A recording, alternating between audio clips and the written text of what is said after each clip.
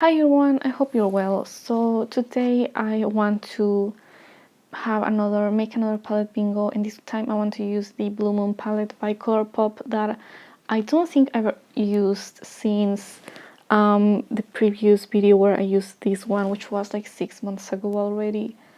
And as always, I'm going to use the kind of random picker here. I have all of the names already. I excluded this one because I used it last time, and aside from the fact that I want to try something different, I also didn't love the performance of that shade, so I excluded it from this. It's going to just pick a random item and it's going to go to the bottom. I guess it has to Moonlight, which is the light blue, kind of very light pastel-y blue here. So this is Moonlight, and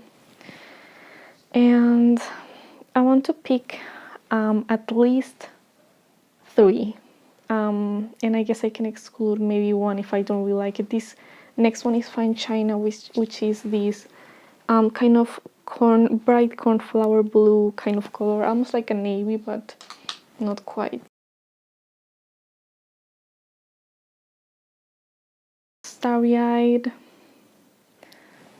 And Starry-eyed is this slightly darker blue here. So it's also light blue, but it's just a little darker and maybe a little warmer than Moonlight. And I think I want to pick just another one because all of these are mattes and I want to make sure to have a few shimmers that I can work with. This one is Mad About You, which is a shimmer shade. Not my favorite from what I remember. It's seemingly very, very faint. So I think I will add more, but I do have to use these 4 ones.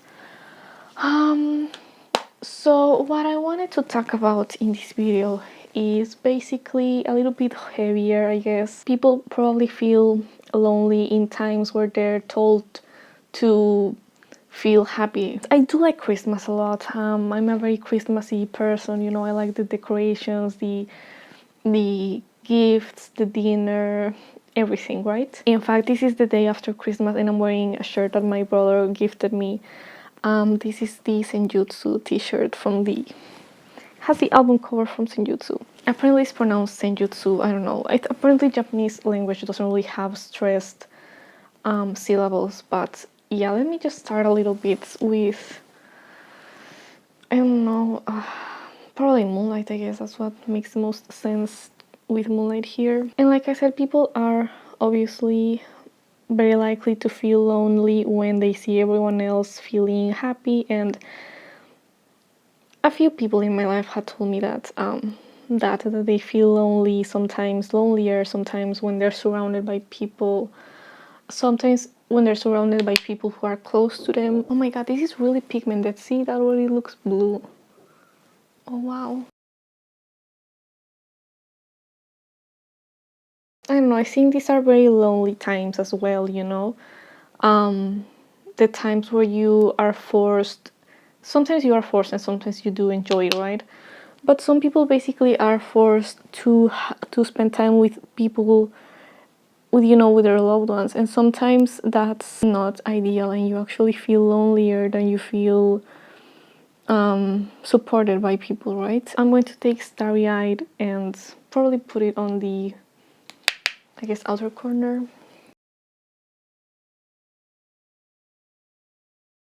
Pretty much all of my friends, I mean, I don't have that many friends. In reality, I have like maybe 2 or 3 close friends, but pretty much all of them have depression, you know. It's just a really common thing, and of course the severity may vary, you know, between people and between times. I mean, there's you might get through a few months where you feel asymptomatic, and then something happens, or nothing in particular happens and you just kind of go back. What else was there? Fine China.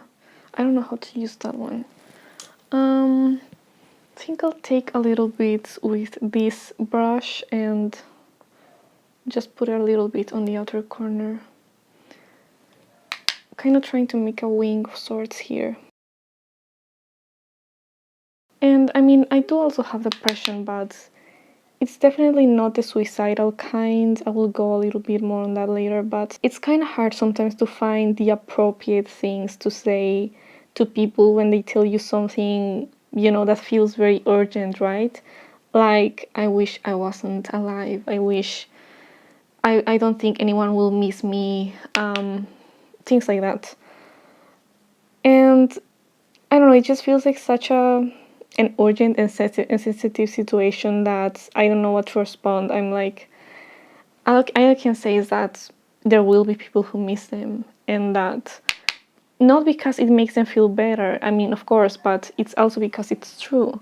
I don't know how to word this, but even if there's people who dislike you, or there's people who may resent you, or that have a difficult relationship with you, or whatever, those people would feel really devastated if you died, especially in that way, like, I mean, mourning a loved one is already difficult, but can you imagine if you had to mourn someone who died by suicide? I mean, that's like a different thing altogether, like, how are you gonna cope with that? I mean, you're gonna constantly be thinking about what exactly you did or you didn't do, or you could have done, and all these things. To be honest with you, it does feel a little bit weird talking about that while doing my makeup. It reminds me of those like horrible true crime channels that are like, oh my god, you guys won't believe what he did with the body. It's so, oh my god, you guys won't believe it. I've looked up a couple of things as well, like what to tell people when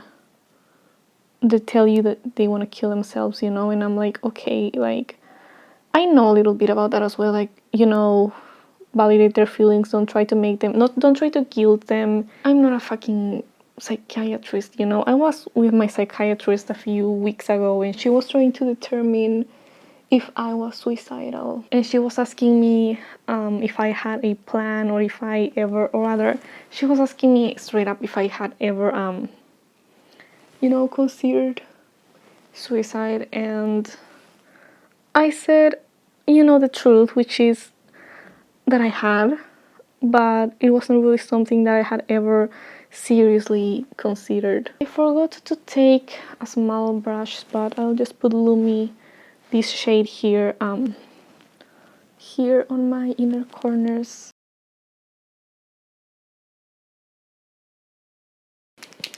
I'm just gonna use this till I stay all day. But the truth is, I'm just a little too afraid of death, And I think in a way, I am almost like morbidly curious about suicide. But although it's not something that I'm considering doing, like I used to sometimes watch and look for videos of people, committing suicide. Either on like gore pages sometimes, or here on YouTube, you can actually find different videos of people doing that. There's the Bad Dwyer suicide. I mean, I shouldn't give you names, but there's different suicides that are here. You can even find here on YouTube, and there's videos like that. For example, the infamous Jake Paul video of him filming a dead body in the forest. And I remember that even though I was obviously disgusted by the whole thing, and I know that it's something that was wrong for him to have done, I also wanted to look up the video because I don't know, I was really, I guess, obsessed with this idea of wanting to see these things happening. And eventually I did kind of find my breaking point at some point when I looked up I think it was the 14 something video, where there's a Russian man, taking his own life. And I couldn't watch the full video. I saw one frame of the aftermath, and I heard the audio, and that was already enough for me. And that's really what stopped me, I think, from keeping, from still continuing to look up and search for these things. But I was very obsessed with it. I mean, not like constantly every day looking at it, but I was looking up like suicide spots around the world, looking at cases, trying to find videos of people, throwing themselves into what are they called, railroads or something, into, train tracks. And I don't know if maybe I do, because the thing is, I am afraid of death. It's one of my biggest fears. But at the same time, I think maybe I also try to look for it in a way, how when I started listening to Reward at the End of Time, when I started listening to it, that it really scared me. It actually scared me for real. And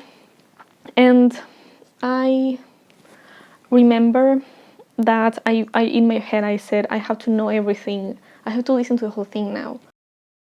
Because sometimes the way that you can stop yourself from fearing something is if you know everything there is to know about it. Or if you know a lot more about it than you did before. But that it doesn't really exactly work the same with death, because obviously nobody knows what exactly happens when you die. We might have a few theories that, some make more sense than others, but at the end of it all, nobody really knows. I don't know for sure, but I do have this pretty strong certainty that nothing happens after death, and that after death I will simply stop existing, and I will just never feel anything, and I will never be anything again. And that I will never know what happens to the world after I die, how the world changes. And I just will never be able to live again. It's just over forever, for the rest of eternity, which is obviously a very long time. And, this is the only time that I will have this opportunity to ever do things and feel things and, use my senses or whatever to, experience things. Yeah, like I said, I think I was kind of trying to find all these suicide things in order to try and find, almost like try to find more about what there is to know about death. But of course, you don't really find out that much aside from, gory stuff, I guess, what happens to the body if you do this, if you do that.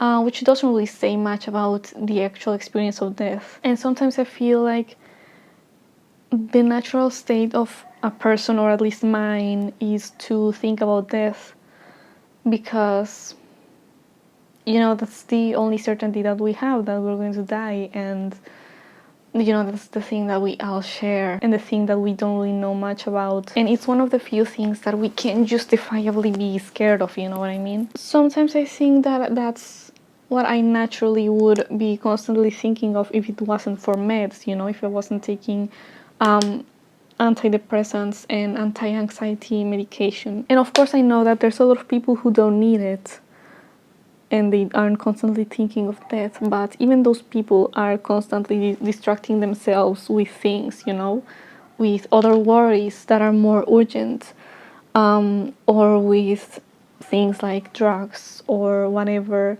or other ways to calm yourself. Like I think that sometimes I think that, because I don't have this full certainty of how humans are or whatever, but sometimes I think that we are just constantly looking for things to distract ourselves from the fact that we are going to die someday. Like I said, my view of death isn't exactly very optimistic, because I don't think that there's anything after death.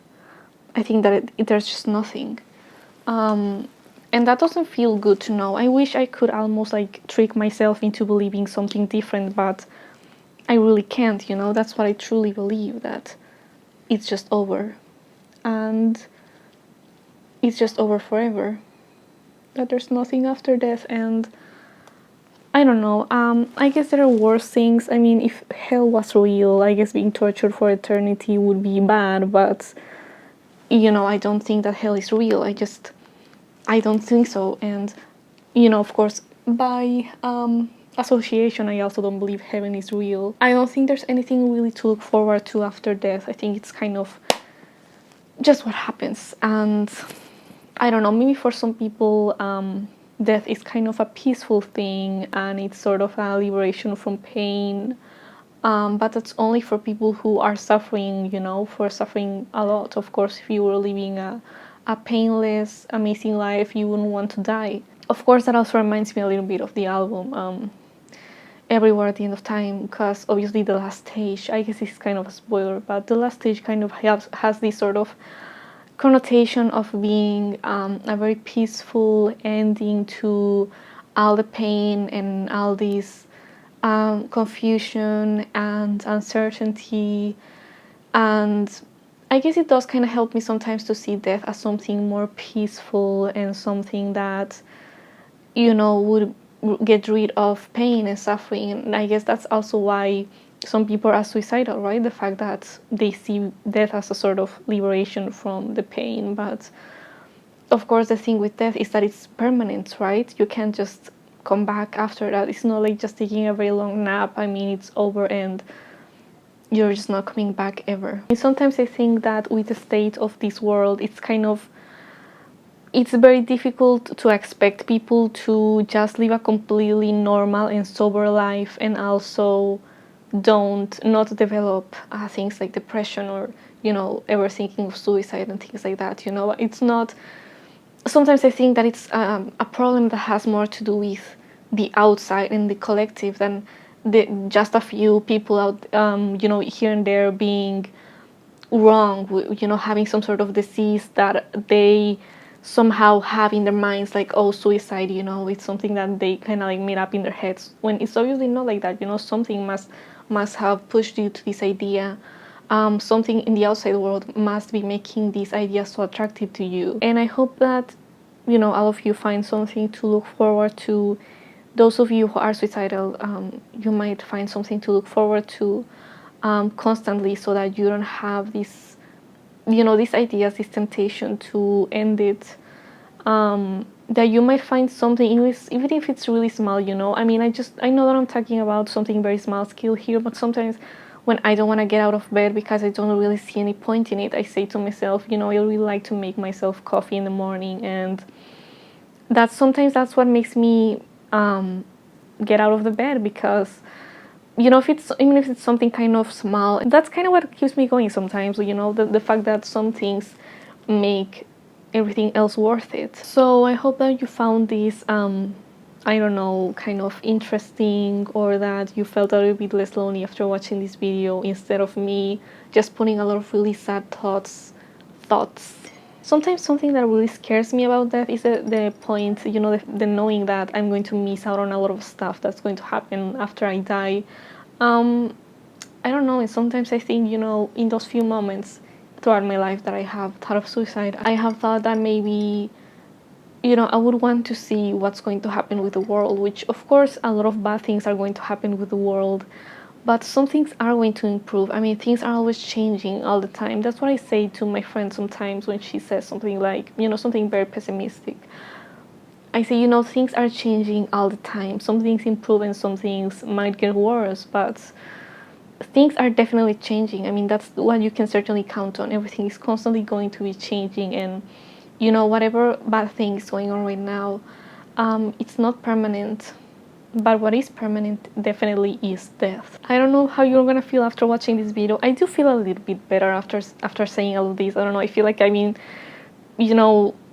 stewing on these thoughts for a while, and I just have been able to, I've been saying them sometimes to my psychologists and psychiatrists once in a while, these thoughts about death and all that, but I feel that sometimes they dismiss them because they think that I'm just being pessimistic, but I think I'm just also explaining my worldview. So yeah, I hope that you feel better after watching this video, or at least that you found it in some way interesting or helpful, and I'll see you in the next one. Bye.